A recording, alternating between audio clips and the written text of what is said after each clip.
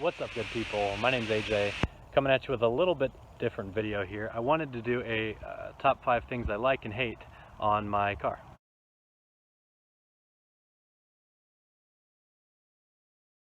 So here are the top 5 things that I love about my 987 Porsche Boxster S.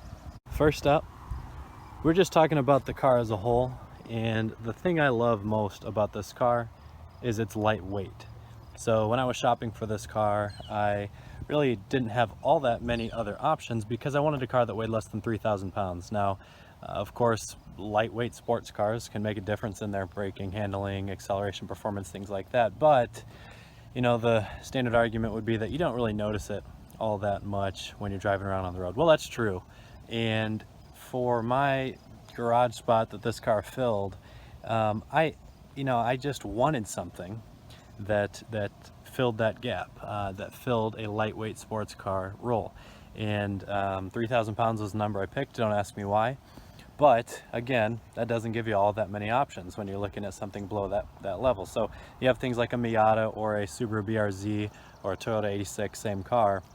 But those things are pretty low powered. So really my top options were this, a Honda S2000, or a 996 generation 911. And looking at the power between those options, the S2000 was just a little bit too slow. Miata, way too small, way too slow for what I was looking for. There are a few other cars in there, Lotus, out of my price range, Fiat, that could have worked, but again, a little bit too slow. So this car really fits the horsepower desire that I wanted, but fits that under 3,000 pound package. And that really was the number one criteria that I had in shopping for this sports car. My second favorite thing about the car is the hydraulic steering rack. So if you're familiar with any Porsche models in this generation of the 987, it was really one of the last cars Porsche made. This is a 2009 model. They made them up till 2012 with a hydraulic steering rack. It's such an analog response that it does make a little bit of a difference between, the next generation of this car being the 981. So of those sports cars that I mentioned, and I only gave a couple there have been a handful that I've been in.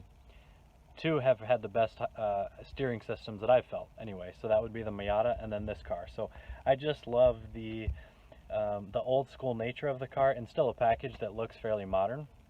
When you get a steering system, it is still power steering, so it's not something like a Lotus where you're just direct hands to tires, but it gives you a feeling of the movements of the car and the road beneath you, unlike what you can get with an electronic steering system nowadays. Now, don't get me wrong, I love those systems in the newer 911s or anything like that, but it's just a little bit different.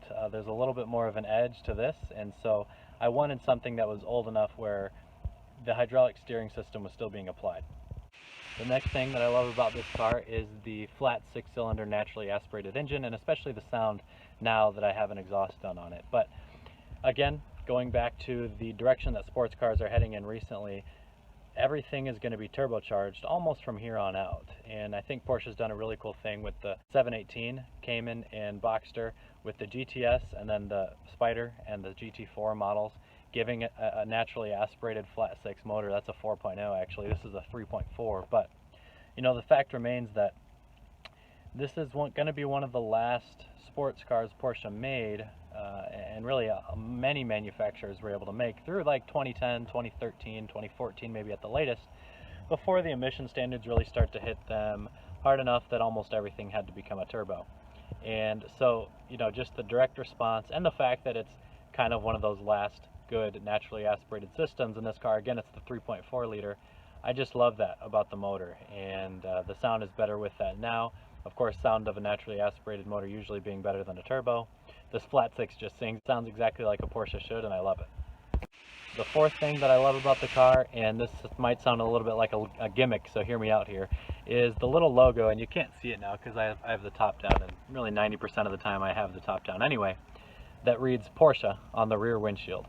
So the reason I like that so much is that when I first purchased this car, the day that I got in it, I was obviously extremely excited to be driving around in it. A lightweight sports car was something I wanted for a really long time. And I hadn't noticed it at all until, maybe 10 minutes down the road. Looking in the rear view mirror here, you can it's written in reverse. So on the rear view mirror, when you have the top up and you see that Porsche logo written in their font, but it just reads Porsche, written out on the rear windshield, is such a cool touch to me. I don't know what it was, but it was really exciting for me to see that written in, visible through the rear view mirror when looking back behind me. So it was just really memorable for me when driving this car in the first 10, 20, 30 minutes. And so it's something I'll always remember, and again, I really like it about this. The last thing that I'll say I really enjoy about this car is the size of the rear tires. And you know, for a sports car in general, you want something that's going to have good traction, good grip when you're cornering, especially if you're taking it on the track, which I have a couple times now.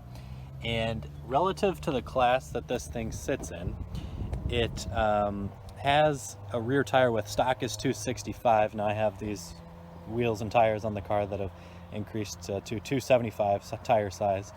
That gives you a lot more traction than most of the competitors. So everything, I talked about lightweight cars already, everything kind of in this weight segment, you know, if you think of like a Toyota 86, 350Z is too heavy, but Miata is a lot lighter than this. But just in general, lightweight sports cars, you don't get really big, sporty 275 tires in the rear. This is something more akin to like a Corvette. Even with American muscle cars, Camaro, Mustang, all that, you're usually not getting 275s in the rear. Again, they'd be 265 stock, but you know what it does is, first of all, unfortunately, it makes it a little harder to slide this thing, but you still can pretty well. But the feel coming out of corners is just so direct and aggressive. You know, you can just feel when those things grab in the back. So I love that they fitted this thing with a tire that I think is really appropriate for what you want this machine to do.